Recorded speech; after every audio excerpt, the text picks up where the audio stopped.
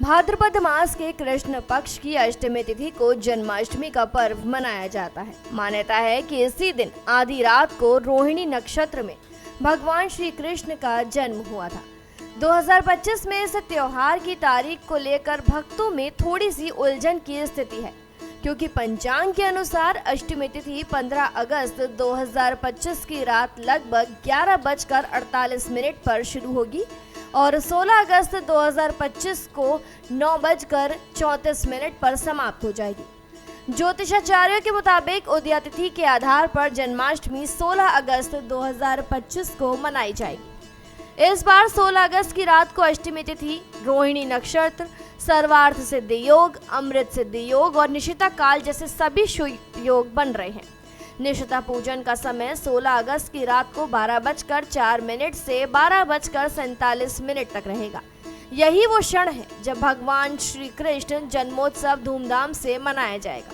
मथुरा, वृंदावन सहित देश भर में कृष्ण जन्माष्टमी का पर्व इस बार इसी दिन मनाया जाएगा। आइए जानते हैं जन्माष्टमी का शुभ मुहूर्त। निशिता पूजा का समय 12:04 से 12:47 तक, यानी कि 16 और 17 अगस्त के बीच की जो रात होगी तब ये पूजा की जाएगी।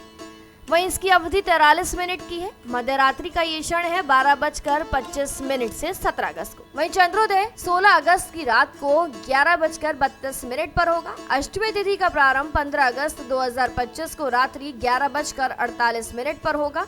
वहीं अष्टमी तिथि समाप्त 16 अगस्त को रात को 9:34 पर।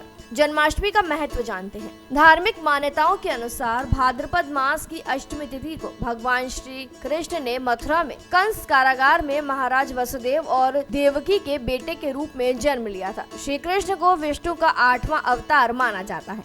इस दिन व्रत रखने और मध्यरात्रि में भगवान की पूजा करने से सभी मनोकामनाएं पूर्ण होती है। भक्तों का विश्वास है कि जन्माष्टमी पर उपवास और भक्ति करने से जीवन में सुख, समृद्धि और शांति आती है। आइए जानते हैं इस दौरान पूजा कैसे करनी चाहिए।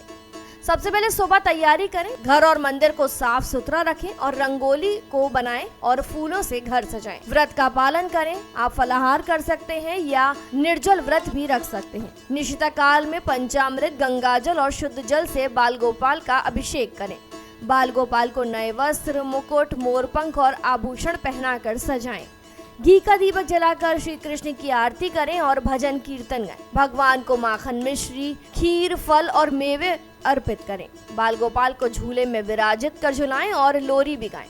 अगले दिन व्रत का पारण करें या फिर कई लोग रात को 12 बजे भी अपना व्रत खोलते हैं। मथुरा और वृंदावन में मंदिरों में विशेष आयोजन किया जाता है, भव्य रूप से उन्हें सजाया जाता है। वहीं बात महाराष्ट्र की करें तो इस दौरान दही हांडी का आयोजन किया जाता है, जो भगवान के बाल्यकाल की माखन चोरी की लीला का प्रतीक है। कई स्थानों पर रासलीला, झांकी और भजन संध्या का आयोजन भी होता है। इस बार 2025 में जन्माष्टमी का पर्व न केवल धार्मिक दृष्टि से महत्वपूर्ण है, बल्कि ज्योतिषीय दृष्टि से भी अत्यंत शुभकारी है, क्योंकि सर्वार्थ सिद्धि योग, अमृत सिद्धि योग में किया गया व्रत और पूजन विशेष फलदायी माना जाता है।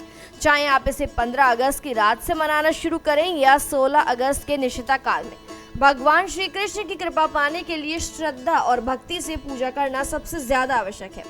फिलहाल जानकारी में इतना ही। खबरों के लिए जरूर सब्सक्राइब करें भारत एक्सप्रेस।